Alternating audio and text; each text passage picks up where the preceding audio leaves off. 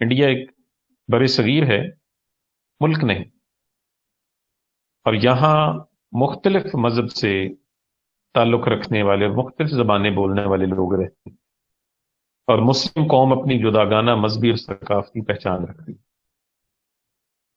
آپ نے اس میں واضح طور پہ یہ بات کہی کہ دیکھیں بیٹا، بر صغیر کا مطلب ہے کہ ایک زمین کا چھوٹا ٹکڑا ہے، جیسے بر اعظم کہتے ہیں نا جی، ایک کانٹیننٹ ہے جی، بگ کانٹیننٹ ہے۔ بر صغیر اسمال کانٹیننٹ ہے۔ اب کانٹیننٹ میں ایک سے زیادہ ملک ہو سکتے ہیں۔ آپ نے کہا دیکھیں، وہ جو پولیٹیکل سائنس کی روح سے جسے ریاست کہا جاتا ہے نا جی، اس ریاست کے کچھ کمپوننٹس ہوتے ہیں۔ اس ریاست کی اپنی ایک ٹیریٹری ہوتی ہے، ایک قانون ہوتا ہے، ایک نظام ہوتا ہے۔ تو آپ نے کہا کسی بھی حوالے سے اس کو دیکھ لیں، ہندوستان ایک ریاست نہیں ہے، یہ ایک بر صغیر ہے، یہ ملک نہیں ہے۔ ملک کے ڈیفینیشن کے اوپر یہ پورا نہیں اترتا۔ پھر آپ نے علیحدہ مسلم ریاست کا تصور دیا، اور یہ آپ نے خطبہ الہ آباد کے اندر یہ بات کہی کہ میں چاہتا ہوں، بلکہ بعض جگہوں پہ یہ الفاظ ہیں کہ میں دیکھ رہا ہوں کہ پنجاب، شمال مغربی سرحدی صوبہ سندھ اور بلوچستان ایک ریاست میں مدغم ہو جائیں گے۔ مجھے یہ ایسا دکھائی دیتا ہے کہ برطانوی حکومت کے اندر رہتے ہوئے یا باہر، خود مختاری مسلمانوں کا مقدر بن چکی ہے۔ یعنی مسلم ریاست کا حصول آپ نے کہا کہ مسلمانوں کا مقدر بن چکا ہے۔ اچھا، اس میں کیا وجہ کیا تھی؟ دیکھیں بیٹا، اس کے کچھ کمپوننٹ ہیں۔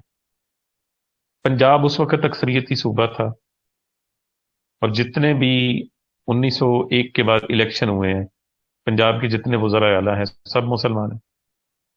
دوسری بات، پھر پنجاب میں اس کے بعد مذہبی رجحان بھی موجود تھا۔ خیبر پختونخوا زیادہ مسلمان تھے، اور صوبہ سندھ کے اندر بھی مسلمانوں کی حکومت تھی۔ بلوچستان کا اس وقت صوبے کا سٹیٹس نہیں تھا، کوئٹہ میونسپیلٹی تھی، شاہی جرگہ تھا، لیکن اکثریت جو تھی وہ مسلمان تھی۔ تو آپ نے یہ ساری چیز دیکھتے ہوئے، اس کو مد نظر رکھتے ہوئے، آپ نے کہا کہ میں دیکھ رہا ہوں کہ یہ ایک ریاست کے اندر یہ مدغم ہو جائے گا، یعنی مرج ہو جائے گا، ایک ریاست بن جائے گی۔ اور پھر ایسا ہی ہوا بعد کے ادوار میں، کیونکہ دیکھیں بیٹا، جو فلسفی ہوتا ہے نا جی، جو ایک فلسفہ پیش کرتا ہے، جو فلسفی پیش کرتا ہے، وہ بنیاد کس چیز کی ہوتی ہے؟ اس کی دو بنیادیں ہوتی ہیں۔ ایک تاریخ ہوتی ہے، کوئی دنیا کا فلسفر ایسا نہیں ہے جو تاریخ سے آگاہ نہ ہو، اور دوسری چیز ہوتی ہے اس کے اندر موجودہ حالات، یعنی کرنٹ سچویشن۔ ان دو چیزوں کی بنیاد کے اوپر وہ آگے فیوچر کی پروڈکشن کرتا ہے، ٹھیک ہے؟ اس کے بعد آگے دیکھیے، متحدہ قومیت آپ نے کہا قابل عمل نہیں ہے، اور یہ بات آپ نے کہی کہ میں خود اس خیال کا حامی رہ چکا ہوں کہ امتیاز مذہب اس ملک سے اٹھ جانا چاہیے، مگر اب میرا خیال ہے کہ قومی شخصیت کو محفوظ رکھنا ہندوؤں اور مسلمانوں دونوں کے لیے مفید ہے۔ ہندوستان میں ایک مشترکہ قومیت پیدا کرنے کا خیال اگرچہ نہایت خوبصورت اور شاعرانہ ہے۔ مشترکہ قومیت جیسے کہ اکبر نے اپنے دور میں کوشش کی، اس نے کہا نہیں جی سب کو اکٹھا کر دیا جائے، لیکن کیا ہوا الٹیمیٹ؟ معاملہ نہیں چل سکا۔ اقبال نے یہ کہا کہ یہ خیال اچھا ہے کہ سب کو ملا کے ایک قوم بنا دیا جائے، لیکن یہ انتہائی مشکل ہے، یہ ممکن نہیں ہے اس اعتبار سے۔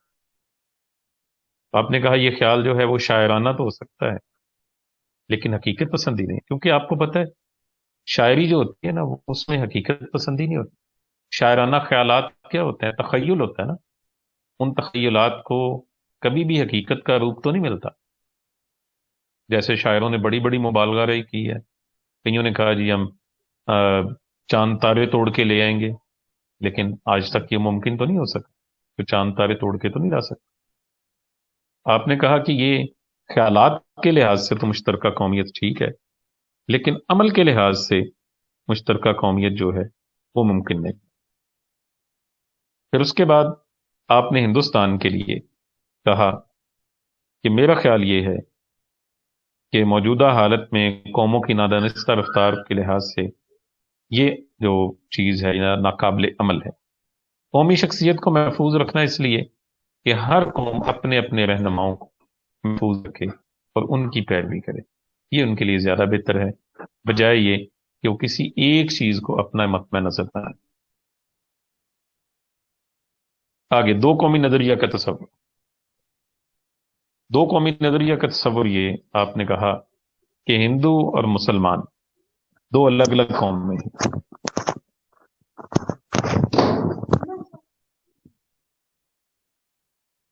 اور ان میں کوئی چیز مشترکہ نہیں، اور گزشتہ 1000 سال سے وہ ہندوستان میں اپنی ایک الگ حیثیت قائم رکھے ہوئے۔ ان دونوں قوموں کے نظریہ آزادی میں نمایاں فرق ہے۔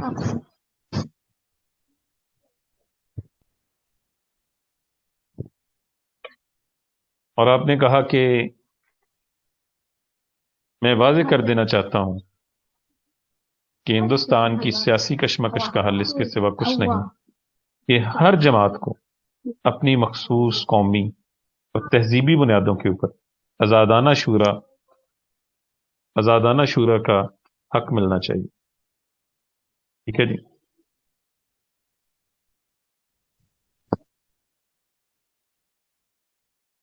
پھر آپ نے نسلی اور وطنی امتیاز کے خاتمے کی آپ نے بات کی، اور آپ نے یہ بات کہی کہ میں خود یہ چاہتا ہوں کہ اس وقت قوم اور وطن کا جو تصور ہے، آپ نے کہا کہ جی بیٹا ایک منٹ ہے۔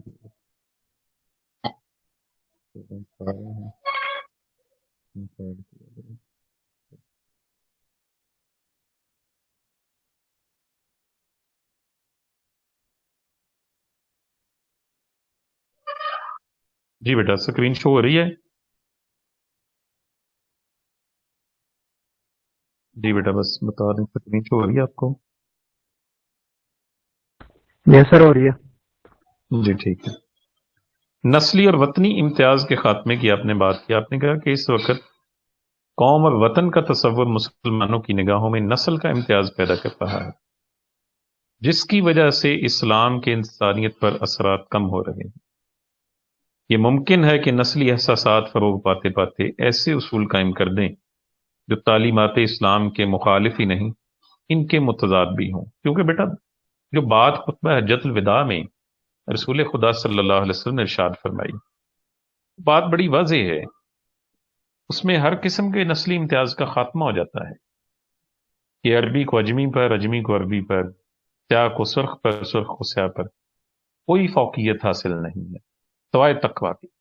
تقویٰ کے علاوہ کوئی فوقیت نہیں، آپ نے اس کو واضح کر دیا۔ پھر آپ نے یہ بھی بات کی اس حوالے سے اقبال نے کہ اسلام جو ہے وہ زندگی کی وحدت کو سلب نہیں کرتا، یعنی اسلام میں دین اور سیاست جدا نہیں ہے۔ آپ نے یہ کہا کہ مادے اور روح کو ناقابل اتحاد قرار نہیں دیتا۔ لیکن تصور جو ہے نا بعض قوموں میں، بعض مذاہب میں، وہ یہ ہے کہ مذہبی طبقہ الگ ہے، دنیاوی طبقہ الگ ہے۔ یعنی ایک طبقہ مذہبی ہے، اس نے ساری زندگی مذہب پہ چلنا ہے اور مذہبی معاملات کو اس نے چلانا ہے، اور ایسے ہی ایک طبقہ یہ ہے کہ جو جیسے بہت سارے مذاہب میں، بدھ مت میں بھی ہے، ان کے دو طبقے ہیں، ایک مذہبی طبقہ ہے، ایک دوسرا طبقہ ہے، وہ ان مذہبی طبقوں کی خدمت بھی ساتھ میں کرتا ہے۔ آپ نے کہا کہ اسلام میں ایسا نہیں ہے، مادیت پرستی بھی نہیں ہے، اور صرف یہی نہیں ہے کہ روحانی بھی ہو جاؤ۔ آپ نے کہا کہ اسلام میں خدا اور کائنات، روح اور مادہ، کلیسا اور ریاست، یہاں کلیسا سے مراد عبادت گاہ ہے، یہ تمام کے تمام ایک کل کے مختلف اجزاء ہیں۔ اور آپ نے یہ بات بڑی واضح انداز میں کی کہ انسان کسی ایسی ناپاک دنیا کا باشندہ نہیں ہے کہ جسے ایک روحانی دنیا کی خاطر جو کسی دوسری جگہ واقع ہے ترک کیا جا سکے۔ تارک الدنیا ہونا تو ویسے بھی منع ہے نا، تارک الدنیا ہونے سے منع کیا گیا ہے، اس لیے کہا گیا کہ دنیا کے اندر رہتے ہوئے معاملات کو چلاتے ہوئے آگے چلنا ہے آپ، اور یہی حکم ہے ہمیں، اسلام کا بھی یہی حکم ہے نا۔ اس لیے کہا گیا کہ جو رزق حلال کماتا ہے اس کا کتنا درجہ بتایا گیا، اور دیکھیں سچا تاجر جو ہے اس کو کہا گیا کہ وہ قیامت کے دن انبیاء صدیقین شہداء صالحین کی صف میں کھڑا ہوا ہوگا. تو یہ ساری باتیں اس حوالے سے موجود ہیں، اور آپ نے اس چیز کو ناقابل اتحاد قرار نہیں دیا. دیکھیں بیٹا، اسلام کی تعلیمات بالکل واضح ہیں، اس میں دین اور دنیا ساتھ ساتھ چلتے ہیں. اس میں ایسا نہیں ہے کہ پکے مذہبی بن جاؤ یا پکے دنیا دار بن جاؤ، دونوں چیزوں کو ناپسند کیا ہے.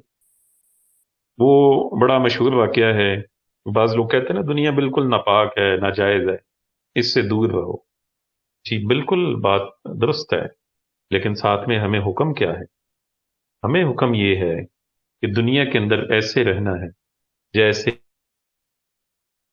ایک ملاح اپنی کشتی میں رہتا ہے کہ ہر وقت پانی میں ہے، لیکن اس پانی کو اندر نہیں آنے دیتا.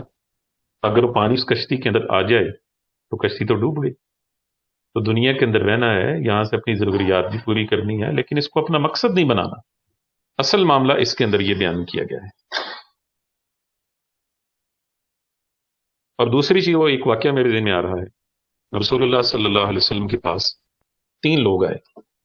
ان میں سے ایک نے آ کے کہا کہ میں ساری زندگی روزے رکھوں گا، کیونکہ زندگی کا کوئی پتہ نہیں کب ختم ہو جائے، اس لیے میں اللہ کو راضی کرنا چاہتا ہوں.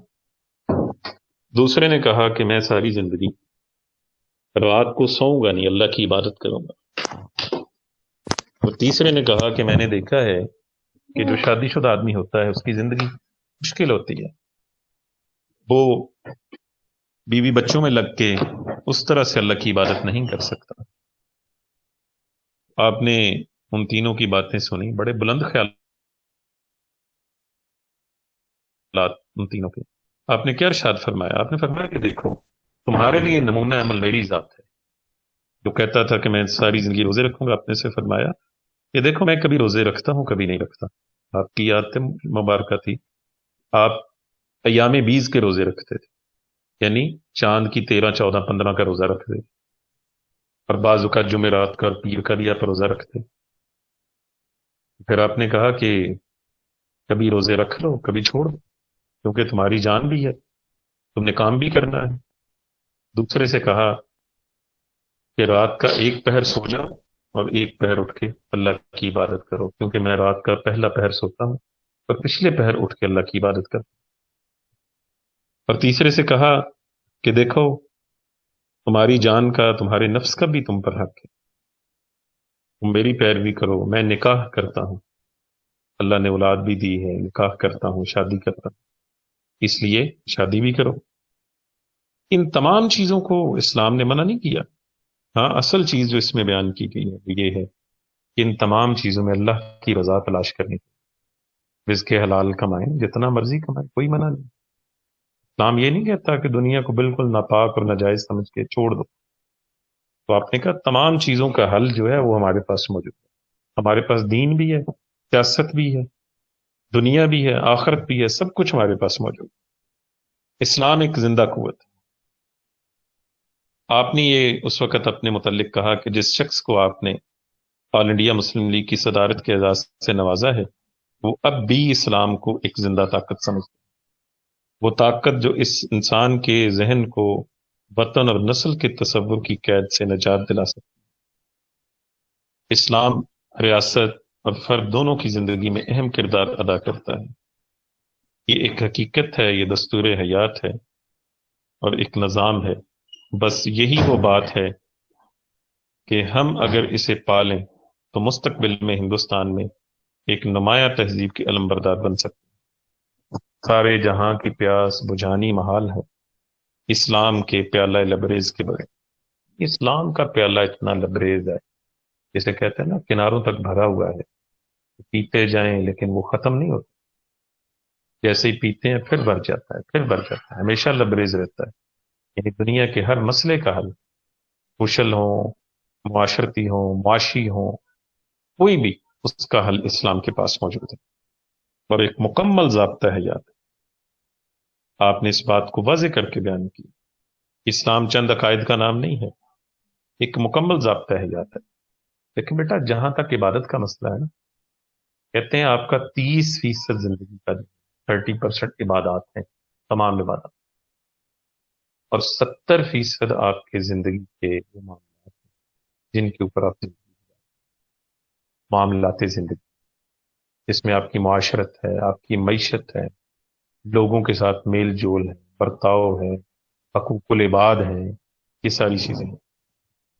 تو آپ نے کہا یورپ میں مذہب ایک فرد کا ذاتی معاملہ ہے جو انسانی وحدت کو دو متضاد حصوں میں یعنی روح اور مادہ میں تقسیم کرتا ہے، جو میں نے ابھی بات کی۔ اسلام میں خدا اور کائنات، روح اور مادہ، ریاست اور کلیسا ایک دوسرے سے منسلک ہیں۔ یہ بھی اوپر ہم نے اس کا تذکرہ کیا۔ تو آپ نے کہا ایسا کچھ نہیں ہے، اور آپ نے یہ بھی کہا کہ میرا ایمان ہے کہ اسلام بذات خود تقدیر ہے، کسی تقدیر کے تابع نہیں ہے۔ اسلام وسیلہ کامرانی ہے، یعنی کامیابی کا ذریعہ ہے۔ آپ نے فرمایا کہ ایک سبق جو میں نے اسلامی تاریخ سے سیکھا ہے، آڑے وقتوں میں اسلام نے مسلمانوں کو بچایا، مسلمانوں نے اسلام کی حفاظت نہیں کی۔ آج اگر آپ اپنی نظریں اسلام پر لگا دیں اور اس کے حیات پر تخیل سے اثر لیں، آپ کی منتشر قوتیں اثر نو یکجا ہو جائیں گی اور آپ کا وجود ہلاکت اور بربادی سے بچ جائے گا۔ یعنی یہ جو بات ہے نا، بہت بڑی بات ہے کہ آڑے وقتوں میں اسلام نے مسلمانوں کو بچایا ہے، مسلمانوں نے حفاظت نہیں کی۔ بہت بڑی مثال ہے، حضرت عمر فاروق سے کسی نے کہا نا کہ جناب آپ نے اسلام قبول کیا، اسلام کو بڑی ترقی ملی۔ آپ نے کہا نہیں، بلکہ عمر نے جب اسلام قبول کیا، عمر کو اللہ نے ترقی دی، عزت دی۔ لگے میرے آنے سے اسلام میں ترقی نہیں، بلکہ عمر نے ترقی کی، عمر نے عزت پائی جب سے اس نے اسلام قبول کیا۔ متحدہ قومیت کی تردید آپ نے کی۔ دیکھیں بیٹا، متحدہ قومیت یہ ہے کہ تمام مذاہب اکٹھے ہوں اور ان کو ایک قومیت کر دیں، جیسا کانگریس کے لیڈر چاہتے تھے۔ آپ نے کہا میں یورپی تصور وطنیت کا مخالف ہوں، اس لیے نہیں کہ اگر اسے ہندوستان میں نشو و نما پانے کا موقع ملے تو مسلمانوں کو کمتر مادی فوائد حاصل ہوں گے، بلکہ اس لیے کہ اس میں ملحد کہتے ہیں، ملحدانہ یعنی آپ سمجھ لیں کہ ایک تو ہوتا ہے نا جی، یہ دینی آپ سمجھ لیں، کہا کہ اس میں ملحدانہ مادیت پرستی ہے، مٹیریلزم ہے، اور کہا کہ ملحدانہ مادیت کے بیج دیکھتا ہوں جو میرے نزدیک انسانیت کے لیے عظیم خطرہ، عظیم ترین خطرہ ہے۔ ان تازہ خداؤں میں سب سے بڑا وطن ہے، جو پیرہن اس کا ہے وہ مذہب کا کفن ہے۔ ان تازہ خداؤں میں بڑا سب سے وطن ہے، جو پیرہن اس کا ہے وہ مذہب کا کفن ہے۔ پھر آپ نے کہا کہ قومیت کی بنیاد جو ہے کیا ہوتی ہے۔ آپ نے یہ دیکھیے، محسن بھی آپ سے کہہ رہا تھا کہ جو مسلم قوم ہے یہ کیوں الگ ایک پہچان ہے، کیونکہ ان کی ترکیب ہی الگ ہے، ان کے اجزائے ترکیب بھی الگ ہے۔ اپنی ملت پر قیاس اقوام مغرب سے نہ کر، خاص ہے ترکیب میں قوم رسول ہاشم۔ ان کی جمعیت کا ہے ملک و نسب پر انحصار، قوت مذہب سے ہے مستحکم جمعیت۔ دامن دین ہاتھ سے چھوٹا تو جمعیت کہاں، اور جمعیت ہوئی رخصت تو ملت بھی گئی۔ یعنی یہ وہ خاص قوم ہے کہ جس کو آپ کسی اور قوم کے اوپر قیاس نہیں کر سکتے، کیونکہ یہ رسول ہاشمی کی قوم، رسول اللہ صلی اللہ علیہ وسلم کی یہ امت مسلمہ ہے۔ اسلام ذریعہ اتحاد ہے۔ آپ نے کہا کہ ہماری قومی زندگی کا تصور اس وقت تک ہمارے ذہن میں نہیں آ سکتا جب تک ہم اس سے پوری طرح باخبر نہ ہوں۔ بالفاظ دیگر، اسلامی تصور ہمارا وہ ابدی گھر یا وطن ہے جس میں ہم زندگی بسر کرتے ہیں، جو تعلق انگلستان کو انگریزوں سے اور جرمن کو جرمنوں سے ہے، وہ اسلام کو ہم سے ہے۔ جہاں اسلامی اصولیہ ہماری مقدس روایات کو روایات کی اصطلاح میں خدا کی رسی ہمارے ہاتھ سے چھوٹی، وہیں ہماری جماعت کا شرازہ بکھرا۔ وَاعْتَصِمُوا بِحَبْلِ اللَّهِ جَمِيعًا وَلَا تَفَرَّقُوا، جو آتا ہے نا کہ اللہ کی رسی کو، خدا کی رسی کو مضبوطی سے تھام لو، فرقے میں نہ پڑو۔ آپ نے کہا جہاں اللہ کی رسی چھوٹ گئی، ہمارا شرازہ بکھر جائے گا. بتانے رنگ و خوں کو توڑ کر ملت میں گم ہو گیا، نہ تو رانی رہے باقی نہ رانی. علیحدہ مسلم ریاست کی آپ نے بات کی، اور یہ کئی موقعوں پر آپ نے یہ بات کی ہے. اس ملک میں اسلام بحیثیت ایک تمدنی قوت کے اس صورت میں زندہ رہ سکتا ہے کہ اسے ایک علاقے میں مرکوز کر دیا جائے، یعنی ایک مرکز اس کو دے دیا جائے، ایک علاقہ دے دیا جائے، الگ وطن دے دیا جائے. حقیقت یہ ہے کہ اسلام محض خدا اور بندے کے درمیان ایک روحانی رابطہ نہیں، یہ ایک نظام حکومت ہے، اور ظاہر ہے کہ ہر چیز اپنے آزاد مملکت کے بغیر حاصل نہیں ہو. ٹھیک ہے. قرآنی تعلیمات کے متعلق آپ نے کہا کہ یہ قیامت تک قابل عمل ہے، اس بات میں کوئی شک نہیں ہے کہ قیامت تک کے جتنے بھی مسائل ہیں ان سب کا حل قرآنی تعلیمات ہے. اتحاد عالم اسلام، ایک مسلم حرم کی پاسبانی کے لیے نیل کے ساحل سے لے کر تابخا کے کاشگر. کاشگر چین کا شہر ہے، کینٹن شہر جس کو کہتے ہیں. یہ شہر ہے ریشم کراس کرے نا تو پہلا شہر جو ان کا آتا ہے کینٹن آتا ہے، صوبہ سنگ کیانگ ان کا بنتا ہے.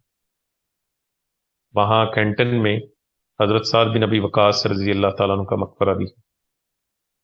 یہ وہ علاقہ ہے. نیل، وہ مصر، سوڈان کی سرزمین، دونوں ملکوں کو لگتا ہے، سوڈان کو بھی لگتا ہے، مصر کو بھی لگتا ہے. پھر آپ نے مغربی جمہوری نظام کی مذمت کی کہ تم نے دیکھا ہے، دیکھا نہیں مغرب کا جمہوری نظام، چہرہ روشن، اندرون چنگیز سے تاریخ تک. یعنی ظاہری طور پہ تو نظر آتا ہے کہ جناب بڑا کچھ ہے، کہ بڑی انسانیت ہے، بڑا نظام ہے، وہ جناب جانوروں کے حقوق کا خیال کیا جا رہا ہے. اب دنیا بھر کے جنگلوں میں جا کے جو جانوروں کو ریسکیو کیا جا رہا ہے، ٹیمیں جاتی ہیں، مرہم پٹی کرتی ہیں، کئی کئی دن ان کے اوپر جناب موویاں ڈاکومنٹریاں بناتی ہیں. ایک طرف اتنی انسانیت، اور دوسری طرف ڈرون اٹیک کر کے بے گناہ بچوں کو مار دو، عورتوں کو مار دو، ڈیزی کٹر مار کے علاقوں کے علاقے تباہ کر دو. پچھلی 2 دہائیوں میں عراق اور افغانستان کی جنگ میں پچھلے 20 سالوں میں 4.5 ملین لوگ مارے گئے، لقمہ اجل بنے گئے، تقریباً 45 لاکھ بن جاتے ہیں. لیکن پھر بھی انسانیت کے خیر خواہ وہی ہیں، چیمپئن بھی وہی، کیونکہ ان کا ظاہری چہرہ بڑا روشن ہے. اسی لیے کہا کہ چہرہ روشن، اندرون چنگیز سے تاریخ تک. چنگیز کی کیوں مثال دی جاتی؟ کی صفاقی کی وجہ سے، اس کے ظلم اور بربریت کی وجہ سے. کہتے ہیں نا چنگیز ہی بن گیا، ہلاکو خان کی یاد تازہ کر دی. کیوں؟ جو غیر انسانی اعمال انہوں نے کی. دنیا میں مینار بڑے بڑے بنے ہیں، لیکن انسانی کھوپڑیوں کے مینار انہوں نے بنائے. قدر صفاقیت. مذہب کی اہمیت، آپ نے کہا کہ قوم مذہب سے ہے، مذہب جو نہیں تم بھی نہیں، جذب باہم جو نہیں محفل انجم بھی نہیں، جلال پادشاہی ہو کہ جمہوری تماشا ہو، جدا ہو دین سیاست سے تو رہ جاتی ہے چنگیز. دیکھیں جلال پادشاہی جو بادشاہت کا ایک نظام ہے، باپ کے بعد بیٹا بادشاہ بن گیا، پھر اس کا بیٹا آ گیا، یہ ہے جلال پادشاہی. بادشاہی فارسی کا لفظ ہے. جمہوری تماشا، جمہوری تماشا کیا ہے؟ جو ہمارے ہاں بھی لگتا ہے یا دنیا بھر میں لگتا ہے. ہر 4 سال 5 سال کے بعد الیکشن ہوتا ہے، ووٹنگ ہوتی ہے، نئے حکمران آ جاتے ہیں. یہ جمہوری تماشا ہے. تو آپ نے کہا کہ اگر دین اور سیاست کو جدا کر دیں گے نا تو پھر ظلم کا نظام رہ جائے گا. چنگیز خان والی چنگیزی رہ جائے گی، صفاقیت رہ جائے گی. جس کے ہاتھ میں جو آئے گا وہ اسی کے مطابق چلے گا. قرآن کی عظمت کو آپ نے بیان کیا. دیکھیں بیٹا، اقبال سے پوچھا گیا نا کہ جی علم کے سورسز کیا ہے. ہم سب علم حاصل کرنا چاہتے ہیں نا، میں بھی آپ کی طرح طالب علم ہوں، آپ بھی علم حاصل کرنا چاہتے ہیں، علم کی حقیقتوں کو جاننا چاہتے ہیں. پوچھا گیا کہ علم کیا ہے اور علم کے ذرائع کیا ہے.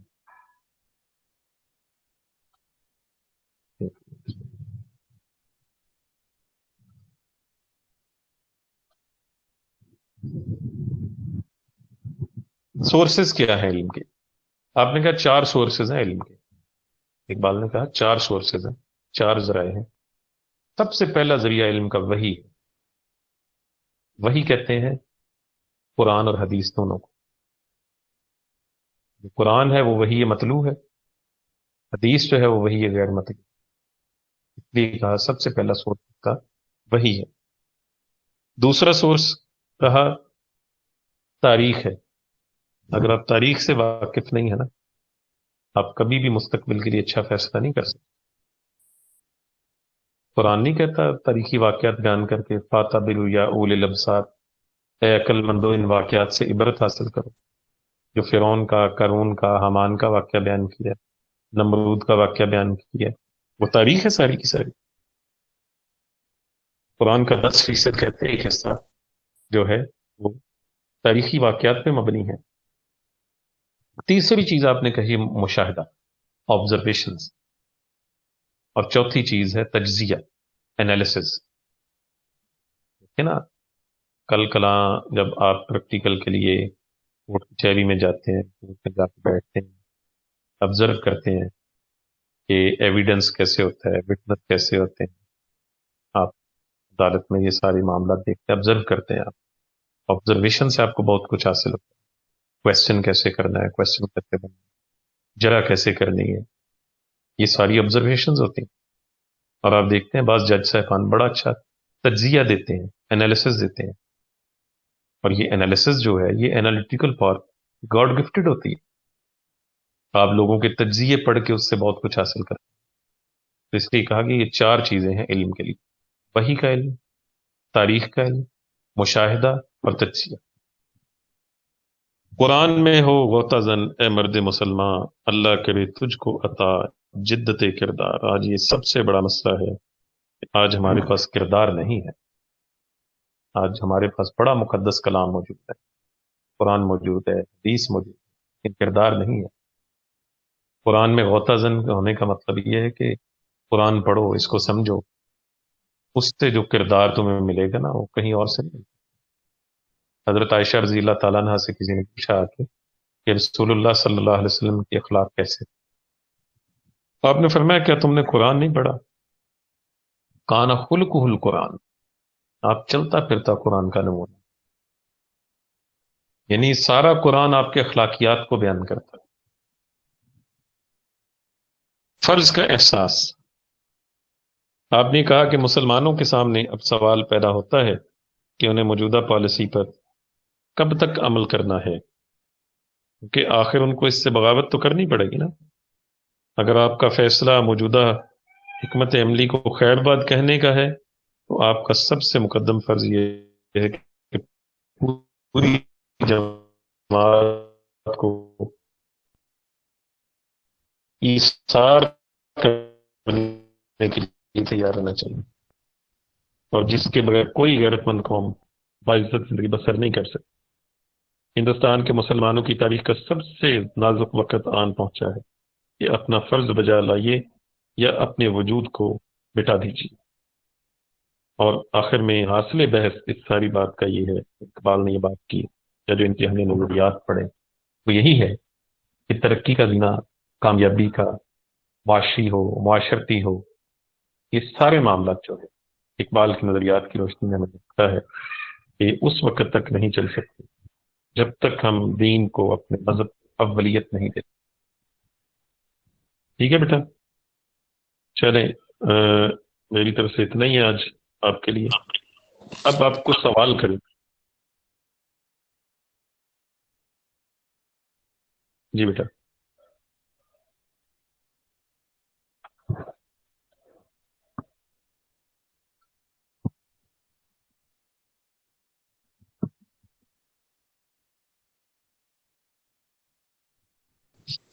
السلام علیکم میں ابھی ادھر ہی ہوں 4-5 سر. منٹ یہ آپ نے آپ کے علامہ ساتھ اقبال ہوں، کی پھر ایجوکیشن آپ کی کلاس بات کی ریڈ تھی کر لیں گے.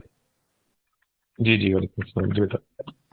سر. اس میں وہ میں نے کہیں پڑھا تھا کہ ان کی یہ جو پی ایچ ڈی کی جی ڈگری جی تھی وہ آنرڈ تھی، مطلب ان کو ملی تھی یا انہوں نے کی تھی وہ؟ نہیں وہ آپ دیکھیں نا نہیں، باقاعدہ مقالہ لکھا ہوا ہے، یہ موجود ہے، آپ اس کو چیک کر لیجیے، میں اس کو ٹاپک آپ کو بتا دیتا ہوں. جی اس کا ٹاپک ہے evolution of meta physics in Iran, یعنی جی ایران میں مابعد الطبیات کا ارتقاء. یہ مقالہ ان کا موجود ہے. ٹھیک ہے سر. باقی ان کا جو جرمن کے اندر قیام ہے وہ بھی ان کا ثابت ہے. اور جی جس جگہ وہ رہے ہیں آج بھی اس اسٹریٹ کا نام بھی اقبال اسٹریٹ انہوں نے رکھا ہوا ہے. اقبال چیر بھی جرمن میں میونک یونیورسٹی کے اندر موجود ہے. جی ٹھیک سر. ہے جی. اور بلکہ ایک جی جرمن خاتون پچھلے دنوں ان کا انتقال ہوا ہے، میری این شیمل ان کا نام تھا. وہ ماہر جی اقبالیات تصور کی جاتی تھی. انہوں نے بہت اقبال کے اوپر کام کیا. میری این شیمل کو بھی آپ سرچ کریں گے نا تو وہ بھی نکل آئے گا، اب دیکھیے گا. ٹھیک. جی ٹھیک ہے سر. Thank you. جی بیٹا، کوئی اور سوال آپ پوچھنا چاہ رہے ہیں؟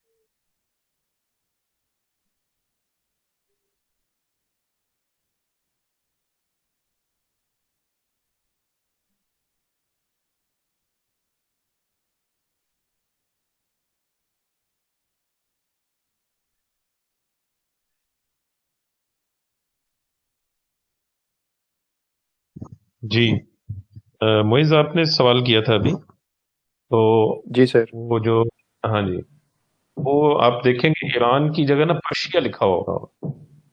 جی سر میں وہی ڈیولپمنٹ، چیک کر رہا تھا. ہاں جی، آپ دیکھ جی لیجئے. جی میں نے اس کو تھوڑا سا ریویو کیا، ظاہر ہے ہم نے بھی پرانی چیزیں پڑھی ہوئی ہیں. وہ ہوں. ہے topic the development of meta physics in Persia. Persia کا مطلب ہے ایران. اس وقت فارس جی سر. کہتے تھے نا ایران کو. ہاں جی. جی جی سر. ڈیولپمنٹ آف اور meta physics in Persia, book by Muhammad in Iqbal. Persia, ہاں جی. جی بالکل. تو یہ ان کے ان کا ٹاپک پی ایچ تھا. ڈی تھیسس تھا. جی سر. جی بالکل. جی. جی بیٹا، کوئی اور سوال کوئی کرنا چاہ رہے ہوں تو ٹھیک ہے، پھر انشاءاللہ اگر تو میرے خیال آپ کو چھٹیاں ہو گئیں تو ٹھیک ہے، ویل اینڈ گڈ. نہیں تو پھر انشاءاللہ نیکسٹ ویک میں آپ سے ملاقات ہوگی. مجھے لگ رہا ہے کہ شاید آپ کو چھٹیاں وغیرہ تو نہیں ہیں.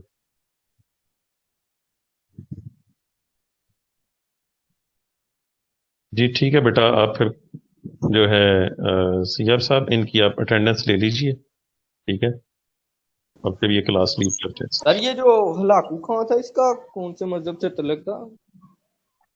دیکھیں یہ تھے قبائل، آج بھی قبائل ہیں، منگولیا کے قبائل تھے یہ، ہلاکو خان اور چنگیز خان. جو واقعہ ہے نا وہ اس طرح سے آتا ہے کہ یہ گئے تھے بغداد، ان کے قبائل کے کچھ لوگ. بغداد ان دنوں انارکی کا شکار تھا. کہتے ہیں وہاں پر ایسا معاملہ ہوا ان کے ساتھ کہ ان تاجروں کو لوٹ لیا گیا اور بے عزت کیا گیا، اور وہاں سے وہ واپس آئے نا تو پھر ہلاکو خان کے آگے وہ روئے دوئے. انہوں نے کہا کہ ٹھیک ہے جی، اب ہم نے پھر ان سے بدلہ لینا. اب یہ وہاں سے سارے قبائل اکٹھے کر کے نکلے ہیں کیونکہ کوئی مرکزی حکومت ان کی قائم نہیں تھی. قبائل کو اکٹھا کر کے پھر وہاں سے نکلے ہیں افغانستان کے راستے سے، اور جہاں جہاں یہ راستے میں گئے ہیں طے طے کرتے گئے ہیں. بامیان شہر کی ان کی تاریخ ہے کہ انسانوں کو تو قتل کیا انہوں نے، ساتھ میں اس شہر کے جو جانور تھے، کتے بلیاں تک بھی انہوں نے ذبح کر دی. اور جب یہ بغداد پہنچے ہیں نا، اس وقت کہتے ہیں وہ کتاب ہے سقوط بغداد سے سقوط ڈھاکہ تک، اس میں لکھتے ہیں کہ بغداد میں بڑی انارکی پھیلی ہوئی تھی اور کسی نے کہا ان کو کہ بھئی وہ ہلاکو خان جو ہے نا وہ قریب پہنچ گیا ہے، تو انہوں نے کہا نہیں خیر ہے دیکھی جائے گی، آنے دو۔ لیکن جیسے ہی کہتے ہیں وہ حملہ آور ہوا، اور اس منظم انداز میں وہ حملہ آور ہوا، کیونکہ یہ کوستانی لوگ تھے، پہاڑوں کے بڑے جفا کش تھے، اور ایسا پھر انہوں نے قتل عام کیا اور انسانی کھوپڑیوں کے مینار انہوں نے بنائے کی تاریخ میں مثالیں کم ملتی ہیں۔ پھر یہ آگے ترکی کی طرف گئے ہیں، سینٹرل ایشیا سے یہ نکلے تھے سارے کے سارے قبائل کی شکل میں، اور انہوں نے جہاں جہاں گئے پھر قبضہ کرتے گئے۔ پھر انہی میں سے لوگ مسلمان ہوئے، کیونکہ پیچھے ان کی کوئی مرکزی حکومت تو تھی نہیں کہ جن کو یہ جواب دے تھے کہ لو جی یہ علاقہ فتح کر دیے، خزانہ ہم بھیج رہے ہیں۔ یہ جہاں گئے ہیں پھر وہیں کے ہو کے رہ گئے، اور اسی دوران پھر یہ مسلمان ہوئے، اور مسلمان ہو کے پھر انہوں نے، یہی منگول تھے جنہوں نے پھر آباد میں انہوں نے اسلام کے لیے کام کیا ہے، اور اقبال نے اس کو بیان کیا ہے کہ پاسباں مل گئے کعبے کو صنم خانے سے۔ Okay sir, thank you sir. جی ٹھیک ہے جی، چلے ٹھیک ہے جی، wish you best of luck. Okay جی، اللہ حافظ۔